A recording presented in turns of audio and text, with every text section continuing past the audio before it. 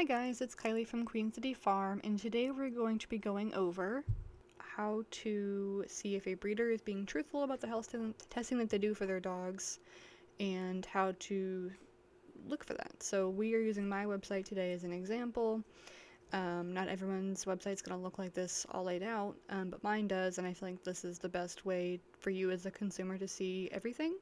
So here's my dog Aubrey. You can see all the basic information about him, his date of birth, how big he is, what testing he does right off the bat. And as you can see, here's his chick number. This chick number is pretty important. We can go over that later. But here's his embark results, which you can see right off the bat, his Merle length testing right there. And then if you scroll down a little more, here are all of his Orthopedic Foundation of Animals certifications. So what you're looking for is what I'm highlighting right now. That is his registration number from AKC. And over to the left right there is his registered name.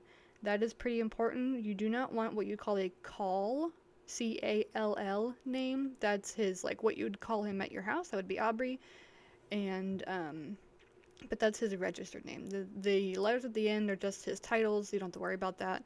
But his registered name is Miley's Radiant Raspberry of SS.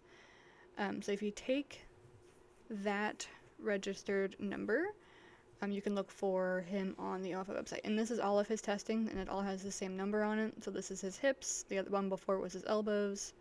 If you look up OFA, this is their website. And you're going to want the first one there that's highlighted in purple. The website's going to look like this. And at the top right here is his advanced search option. And this is where you're going to put his number. So in this tab here, I'm going to type in his registered number. And there it is. Click begin search. And so you get registered number, begin search, and then down here is where all of his health testing lies. So you're going to click that.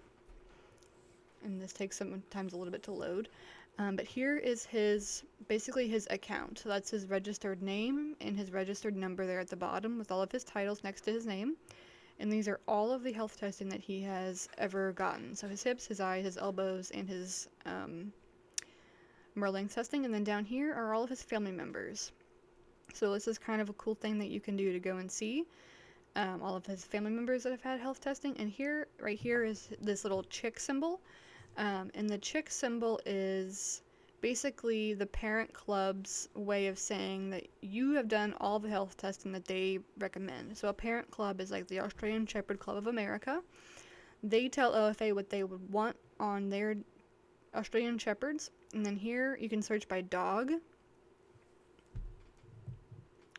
And this says all the things that you need to do to get that chick number. Chick numbers are important because it shows the consumer, being you guys, that we have done all the necessary health testing that we need. So this red, white, and blue thing here, that certification says that you have done all the recommended health testing, and this is your certification that you get at the end of all of that. And just scrolling back up here, you can see all of his embark results as well. So the multi-drug sensitivity test is done, the collie eye abnormality test is done, and this is all through embark. So it may not look like this for the breeder that you're talking to. Sometimes people do them through paw print genetics, some people do them through something different, but I like to do them from embark. I think it's just a more complete source in my opinion, and it's a little more inexpensive. This is for a younger dog, so this is my up-and-coming breeding female. She's not of age yet to do her OFA hips and elbows. They need to be 2 years of age to do those. But as you can see, here's her registered number and her registered name. Her call name, again, C-A-L-L, is Lyra. So if you take that registered number and you can go back to OFA, you can search her up as well. So go back up here, delete his registered number and put in Lyra's.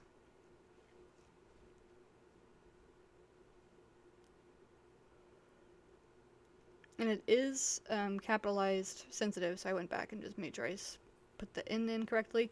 And as you can see, she does not have a chick number symbol, and that is because she is not old enough yet to have her hips and elbows done. They need to be 2 years of age to do that. And as you can see, her birthday is 2023, and the date of this is 25. So at the end of this year, she'll be getting her chick done. And this is all of her parents, grandparents, and even siblings.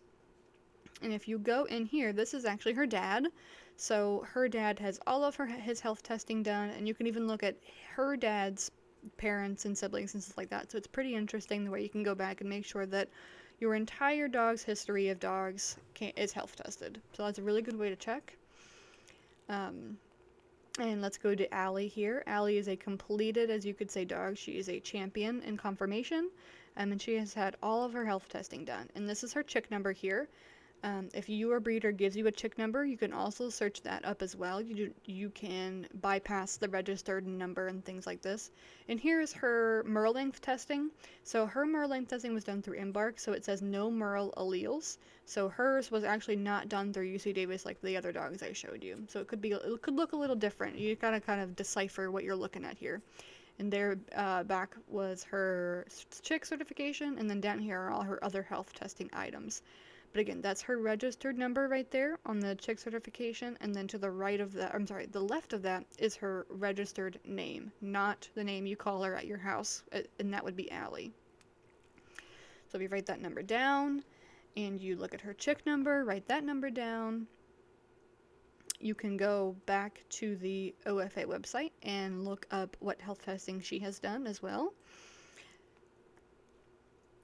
So delete Alira's registration number, and you can go over to the right here and look up her chick number instead of her registration number, and you will get the same dog. But sometimes, as you can see, some dogs have the same registration number, so you have to kind of make sure you're looking at the right dog. And this is Allie, and she's had all of her health testing done, and there's her chick number there at the bottom. And if you see at the bottom here, you don't know that her parents have been health tested. So you're like, that's a little interesting. But with some dogs, their breeders don't actually report them to OFA. So if we go back here, this kind of the Orthopedic Foundation of Animals thing that you're looking at here, that's what you're looking for. So if they say, we actually didn't submit them to OFA, we actually didn't submit them, but here's the form, that's okay. As long as you have the form and the date is correct, it should be fine. And here again is the item that you need to have, and this is only for Australian Shepherds. So if you're looking at another breed, it will be different depending on the breed you're looking at. The chick qualifications are different per breed. And the eye examination is not just by a veterinarian. It's not just their regular vet saying that they've had the eye exam and they're clear. It's actually a board-certified ophthalmologist that passes them. And here are the things that were optional on the OFA website. But this is why I like Embark, because it does all of them at once. So you have the multi-drug sensitivity and all of that. And yeah, that's our website. And like I said, not all breeders are going to have them all laid out like that, which I think is a shame, because I think we should be as transparent as possible with our puppy buyers. But yeah, that's our website, and thanks so much for listening to my video. If you have any questions, leave them down below. Thanks so much.